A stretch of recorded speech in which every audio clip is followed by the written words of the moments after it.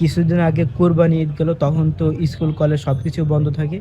তো আমি একটা ভিডিও আপলোড করছিলাম তখন, মানে এই ভিডিওটা আপলোড করছিলাম।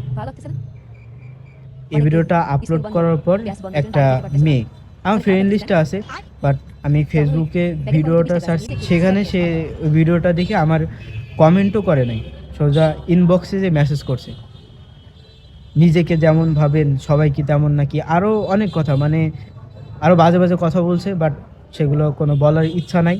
বাট মানে আমি নিজে সিগারেট খাই নাই, আমি বুকে হাত দিয়ে বলতে পারি লাইফে কখনো একটা টান সিগারেট খাই নাই, আর আমি সিগারেট খাওয়া কখনো পছন্দ করিও না। আর তুমি আপুটু, আর তুমি আমাকে নিয়ে যে কথাগুলো বললা, তোমাকেও আমি খুব ভালো করে চিনি। 14ই ফেব্রুয়ারি ভ্যালেন্টাইন্স ডে, 15ই ফেব্রুয়ারি তুমি পোস্ট করো। আমি এতদিন ভাবতাম লম্বা ছেলেদের সব কিছু লম্বা থাকে, তুমি একটা মেয়ে হয়ে যদি এই পোস্টটা করতে পারো তাহলে তুমি কতটা ভালো সেটা আমি ভালো করে বুঝতে পারছি। আর এটা সবাই বুঝতে পারছে তুমি কতটা ভালো। আর যারা আমরা ভিডিও করি, যে টপিক নিয়ে ভিডিও করতেছি এটা আমাদের লাইফে ঘটতেছে, আমাদের সাথে হচ্ছে, এমনটা তো আর না। জাস্ট বিনোদনের জন্য কোনো একটা কিছু আলতু ফালতু মনে আসলো তখন সেটা নিয়ে ভিডিও বানাই।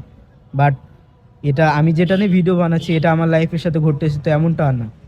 আর আপনাদের কাছে একটা রিকোয়েস্ট করি, আপনাদের ভালো না লাগলে আমার ভিডিও দেখার কোনো প্রয়োজন নাই, বাট আমার ভিডিওতে বাজে কোনো কমেন্ট করবেন না দয়া করে।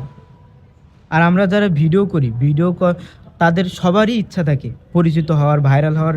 যারা ভিডিও করে সবার ইচ্ছা থাকে, কেউ বলুক আর না বলুক, সবার ইচ্ছাটা এই ইচ্ছাই তো, মানুষ পরিচিত হওয়ার জন্যই তো ভিডিও বানায়। বাট আমার সমালোচনার শিকার হয়ে পরিচিত হওয়ার কোনো ইচ্ছা নেই।